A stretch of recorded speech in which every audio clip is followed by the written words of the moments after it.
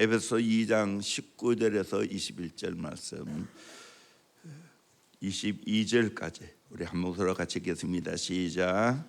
그러므로 이제부터 너희는 외인도 아니요 나그네도 아니요 오직 성도들과 동일한 시민이요 하나님의 권속이라.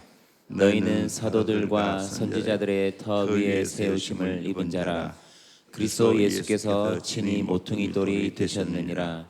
그의 안에서 건물마다 서로 연결하여 주 안에서 성전이 되어가고 너희도 성령 안에서 하나님이 거하실 처소가 되기 위하여 그리스도 예수 안에서 함께 지어져 가느니라. 아멘. 오늘부터 기회가 있는 대로 교회론에 대해서 말씀을 증거하려고 합니다. 가장 중요한 겁니다. 또 여러분 대체로 들었습니다. 그러나 반복해야 되고 내 가슴까지 내려와야 됩니다. 제가 어제 시니어 선교학교 강의를 하고 왔습니다. 뭘 강의할까? 저도 나름 18번이 있는데 그것보다도 교회론을 한번 이야기하라. 그렇다고 해서 교리적으로 접근하는 게 아니고 실제 내가 교회를 경험하고 그거를 성경적으로 풀어서 사실은 4시간 해야 되는 걸 1시간 줄여가지고 그렇게 핵심적인 엑기스를 가지고 말씀을 전했습니다. 예화는 거의 다 빼고. 근데 오늘부터는 이 거의 4시간 한 분량을 또 짧게 20분 해야 되니까 한번 8번 정도 해야 되지 않겠나 하는 생각이 되어집니다. 여러분이 가슴에 잘 새겨 듣기를 주의 이름으로 축원합니다. 교회를 경험하기를 주의 이름으로 축원합니다.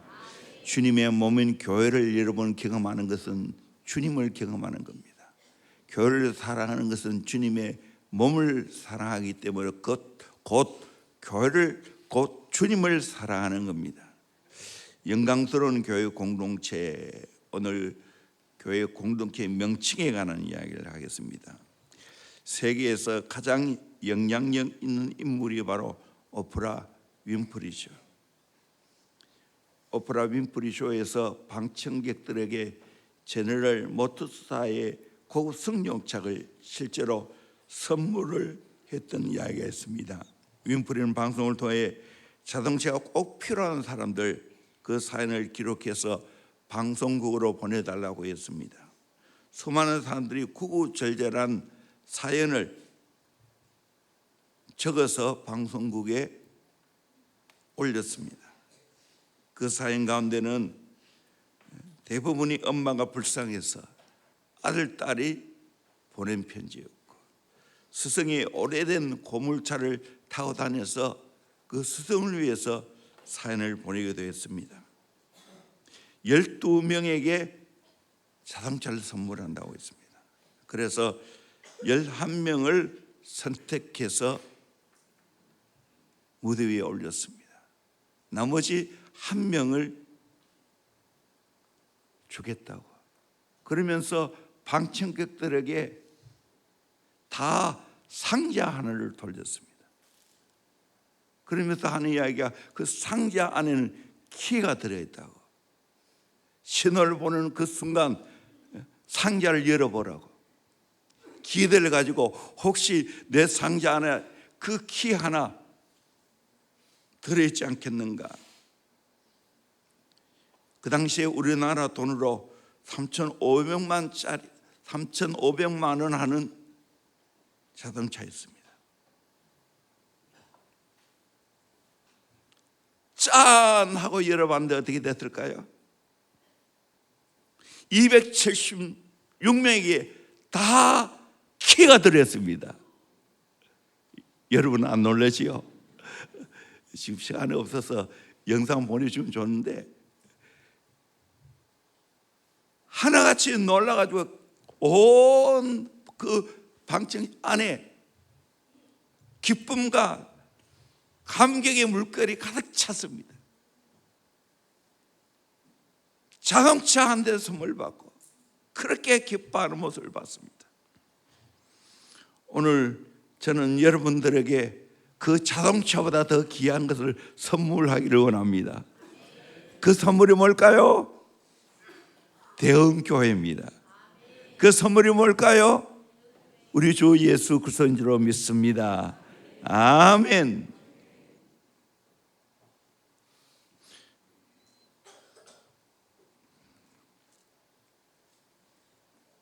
저도 돌이켜 보니까 대형교회라는 이 선물을 받았습니다. 47년, 48년 전에. 지나고 나면 지나고 날수록 가장 귀한 선물을 받았다. 이를 통하여 하나님이 주시는 은혜와 축복이 너무나 크구나. 코카콜라 사장이 내 혈관에는 피가 흐르지 않고 내 혈관에는 코카콜라가 흐른다고 말했어요. 늘 코카콜라를 생각하면서 먹었으니까. 우리 성도의 혈관 안에는 피가 흐르는 것이 아니고 예수 그리스도의 보배로운 피가 흐르는 줄로 믿습니다. 아멘. 정목사 안에는 뭐가 있을까요? 짜면 대형교회가 있습니다. 자나깨나 대형교회 생각하고 자나깨나 대형교회가 하나님 앞에 얼마나 귀한 교회가 될까, 하나님을 기쁘시게 해드릴까, 이 생각 속에 오늘까지 살아오고 목회해 왔어요. 여러분은 뭘 생각하고 살아가요? 그저 게임하는 생각하고 그저 노는 생각하고 합니다. 야, 일어나라.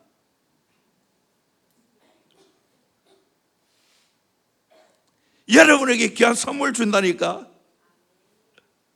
잘 들으세요. 이번 기회를 통해서 이 대형교회, 주님의 몸인 교회를 확실히 깨닫고 경험하고 여러분의 가슴 안에 심겨지기를 주의 이름으로 축원합니다. 아멘. 아멘. 세계에서 가장 지독한 교회입니다.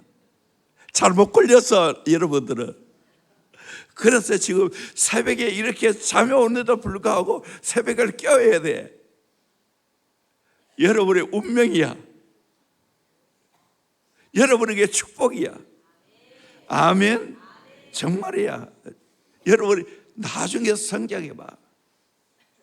어제 목자 모임에도 다 그래 이야기했어. 가장 힘드는 교회인데 불구하고 여러분의 영혼을 살리는 교회인 줄로 믿습니다. 아멘. 세상을 이기는 능력을 갖춘 데 있는 줄로 믿습니다. 강력한 예수의 군사를 만드는 교회예요. 아멘. 아멘. 할렐루야. 여러분 일찍 자세요. 웬만하면 10시 되거든. 자, 공부에 다 있는 거 아니야. 그리고 새벽부터 활동하면 돼. 예수 잘 믿는 데 있어. 교회 사랑하는 데 있어.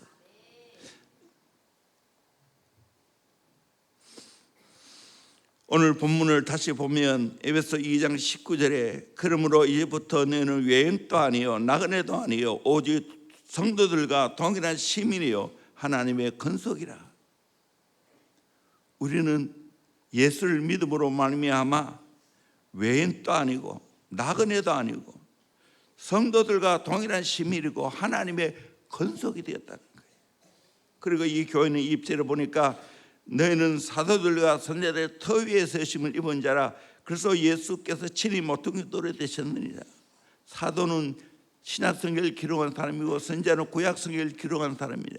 이 터 위에 섰다는 것은 성경 위에 교회가 세워졌다는 거예요. 그리고 예수님께서 친히 모퉁이 돌이 되셨다고. 예수님 위에 교회가 세워졌다는 거예요.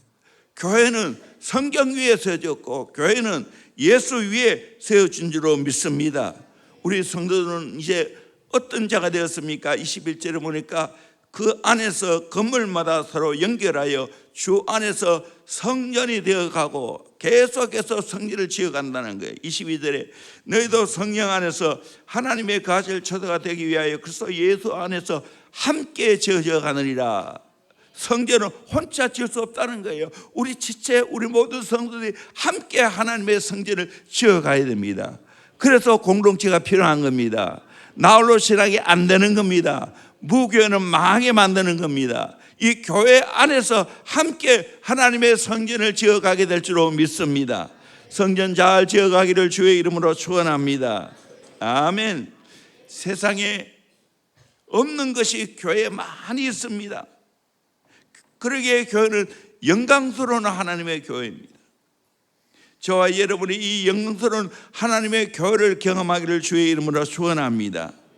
영광스러운 교회의 명칭이 뭡니까? 첫째는 하나님의 가족, 권속인 교회입니다.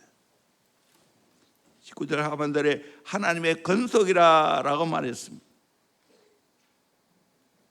Member of the household of God. 권속이라는 말은 오이케이오스라는 말인데 가족, 한 집안 말합니다. 옛날에 대가족, 그걸 말하는 거예요. 우리는 하나님의 가족인 줄로 믿습니다. 아멘. 예수 안에서 이제 이방인과 유대인이 구별이 없어졌습니다. 우리 모두가 다 하나님의 가족이 되었습니다. 나그네가 아니고 외인도 아니다는 거예요. 하나님의 권속이 되었다는 거예요. 할렐루야. 초대교회의 공동체는 그래서 피차 서로 더불어 함께라는 말이 반복이 됩니다. 바로 하나님의 가족으로 더불어 살아야 됩니다. 아멘. 더불어 살아야 됩니다. 오늘 이 시대가 정말 이 사탄의 전략이 뭐냐? 개인주의입니다. 이기주의입니다. 이걸 깨뜨려야 됩니다. 우리는 모두가 다 이 교회 안에서 하나님의 가족인 것을 경험해야 될 줄로 믿습니다. 교회 와서 하나님의 가족인 것을 경험해야 될 줄로 믿습니다. 아멘. 이거 하루아침에 되는 게 아니에요. 오늘 이 시대의 비극은 나홀로 신앙생활하는 사람이 너무나 많습니다. 가난한 성도가 너무나 많습니다. 가난한 거꾸로 하면 안 나가, 교회 안 나가고, 요즘은 유명한 목사님의 설교를 유튜브를 통해 다 들을 수 있으니까 어쩌다 그래서 헌금 보내고, 특별히 코로나 기간을 거치면서 가난한 성도가 너무 많이 생겼습니다. 이거 아니라는 겁니다. 성경적이 아니라는 거예요. 힘이 들어도 내가 몸이 아프지 않은 한 교회에 나와서 예배 드려야 되고 함께 더불어 하나님의 가족을 경험해야 됩니다. 가족끼리 항상 좋습니까? 아니에요. 때로는 싸우기도 하는 거예요. 그러면서도 불구하고 함께 대화하고 함께 밥을 먹고 함께 일해야 가족인 겁니다. 가족을 세워가야 하는 거예요. 고립은 마귀의 정원이라는 말이 있습니다. 마귀는 온갖 것을 가지고 우리를 설득해서 거짓말을 만들어서 우리를 고립시킵니다. 공동체 안에서 떨어져 나가게 만듭니다. 무리 안에서 떨어져 나가게 만드는 것이 사탄의 전략입니다. 여기에 넘어가면 안 됩니다. 교회 가봐야 별 거 없더라. 목장 가봐야 별 거 없더라. 이거는 사탄이 거짓말입니다. 우리는 하나님의 가족입니다. 그러기에 이 대원교회에 와서 여러분 하나님의 가족임을 경험하기를 주의 이름으로 축원합니다. 오프라 윈프리 쇼에서 차 한 대보다 더 귀한 것이 바로 하나님의 가족인 것을 경험하는 겁니다. 미국의 예입니다. 찌그러진 주택에서 너무나 가난하게 사는 어느 가족이 교회에 나오기 시작했습니다. 이 가정에는 5명의 자녀가 있었고 아버지는 실업자였습니다. 이들은 사람을 잘 믿지 못하고 따라서 사람들과 어울리지도 못하고 그런 가운데 교회 어느 공동체에 소속되어 교제를 시작했습니다. 얼마 후에 간선 도로에서 기름이 떨어졌다는 그 소식을 듣고 교회 연세에 많으신 지사님과 롭이라는 사람과 함께 그곳으로 갔습니다. 그를 함께 차에 태우는 차에 기름을 구해 기름을 넣어주고 식사를 하고, 이 롭은 백불을 건너면서 기름 넣고 나머지는 아이들에게 과자를 사 주라고 했습니다. 그러자 그 사람은 의아한 눈빛을 보내면서 왜 저에게 이렇게 하세요? 그때 롭은 당신은 우리의 가족입니다. 지금 우리는 우리의 가족을 돌보고 있습니다. 롭과 그의 표정은 세상에서 가장 행복한 모습이었습니다. 성경은 뭐라고 말했습니까? 히브리 10장 24절 25절 말씀 같이 보도록 합니다. 시작. 서로 돌아보아 사랑과 선행을 격려하며 모이기를 피하는 어떤 사람들의 습관과 같이 하지 말고 오직 권하여 그날이 가까움을 볼수록 더욱 그리하자. 아멘. 가족끼리 서로 돌아봐 사랑과 선행을 격려해야 됩니다. 열심히 모여서 예배 드려야 됩니다. 방탕한 아들 둔 목사님이 있었습니다. 아들 때문에 목회를 제대로 하지 못하고 미국으로 이민 갔습니다. 아들은 미국에 갔어도 정신을 차리지 못하고 방탕하게 살았습니다. 하루는 아들이 늦은 시간까지 술을 마시고 집으로 돌아와서 쓰러져 자고 있는데 손등과 팔뚝에 뜨거운 것이 뚝뚝 떨어지는 느낌을 받았습니다. 술 취한 상태에서 눈을 떠보니 어떤 시뻘건 그림자가 자기 옆에 서 있는 것이었습니다. 깜짝 놀라 살펴보니까 아버지가 옆에서 기도하고 있습니다. 하나님, 이제는 아들이 돌아오게 해주십시오. 제 생명을 거두어더라도 아들을 구해주소서. 아버지는 연방 눈물을 흘리며 기도하고 있었습니다. 이 기도를 듣던 아들 역시 울었습니다. 잘못은 내가 했는데 왜 아버지가 죽으시려고 하나.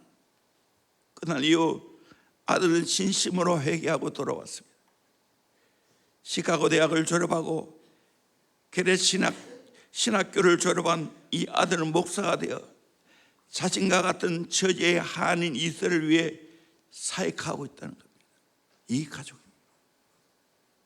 변할 때까지, 예수 만날 때까지 포기할 수 없는 겁니다. 그러며 기도하는 겁니다. 이 가족입니다. 교회 안에서 하나님이 내게 허락하는 목장 안의 식구들, 하나님이 내게 허락한 영혼들 돌보는 것이 쉽지 않죠. 우리 제자비는 아카데미 교사님들, 아들과 새벽부터 밤늦게까지 씨름하는 것 정말 가장 고된 일입니다. 가장 정신적으로 영적으로 중노동입니다. 우리 아이들 이거 좀 알아줬으면 좋겠어. 우리 부모님도 알아줬으면 좋겠어. 왜 이렇게 해야 합니까? 하나님의 가족이기 때문에. 우리 목자 목녀들도 마찬가지입니다. 목원들을 왜 끌어안고 그렇게 기도하고 섬깁니까? 하나님의 가족이기 때문입니다. 아멘. 대원교회가 왜 이렇게 건강한 교회가 되었습니까? 왜 이렇게 다 지금 교회마다 많아서 성장하러 가는데 교회는 그래도 꾸역꾸역 성장합니까? 하나님의 가족을 경험하기 때문입니다.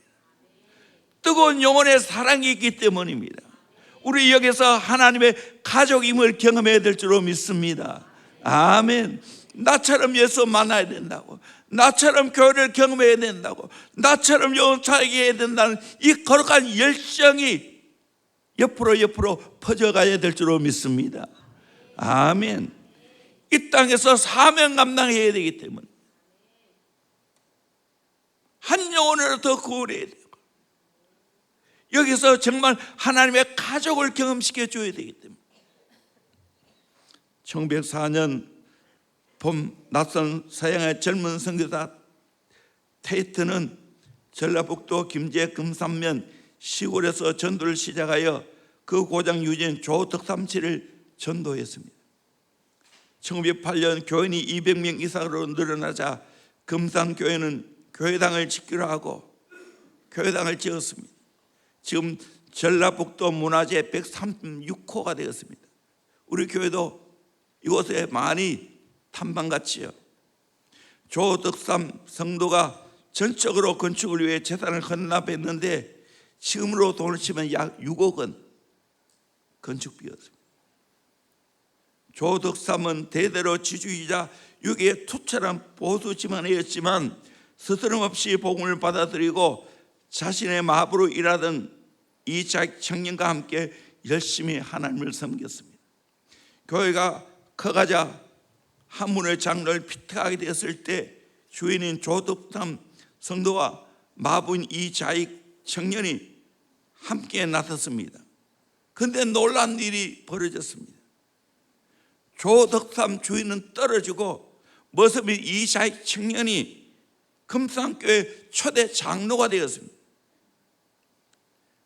조덕삼 성도는 이것도 하나님의 결정이라고 순종했고 이자익 장로를 열심히 섬겼습니다. 교회에서 이자익 장로의 설교를 듣고 집에 와서는 다시 주인과 머슴의 자리로 돌아와 충실히 각자 자기 일에 충성했습니다. 그 뒤 이자익 장로는 조덕삼 장로의 지원으로 평양신학교를 나와 한국교회의 거목이 되었습니다. 총회장을 제가 알기로는 2번이나 했습니다. 이자익 목사는 경남 남해 출신인데 집안이 어려워 전라도 지역으로 와서 조덕삼 장로를 만나게 되었고 호남 지역에서 일생을 마치 다 하다가 1958년 3월 김제 원평에서 생을 마감했습니다. 조덕삼 장로는 지주이자 사업가로 그 지역에 보호했습니다. 하지만 복음을 접한 후에 그의 생애는 하나님의 사업이라며 교회에 몸바쳐 충성했습니다. 1919년 3.1 운동에 참여하였고 그의 12월 찬송을 부르며 생을 마감했습니다. 오늘날 조덕삼 장로의 손자 조세영 장로 국회의원을 5선했지요. 그분도 하나님 나라 갔습니다. 주일 대사관까지 지냈고, 그리고 이자익 목사의 손자 이규환 장로는 대덕 연구원의 광업 박사입니다. 연변가길의 교도로 활동했었습니다. 이 교회입니다. 세상에 머슴이 먼저 장로 될 수 있는 거예요. 그리고 주인이 그 머슴을 장로로 잘 받들고 나중에는 목사로 세워서 그 교회를 목회 잘 하도록 했습니다. 어떻게 이렇게 할 수 있습니까? 하나님의 가족이기 때문에. 우리 모두 하나님의 가족임을 경험하는 저와 여러분 되기를 주의 이름으로 축원합니다. 오늘 하나밖에 못했습니다. 기도하겠습니다.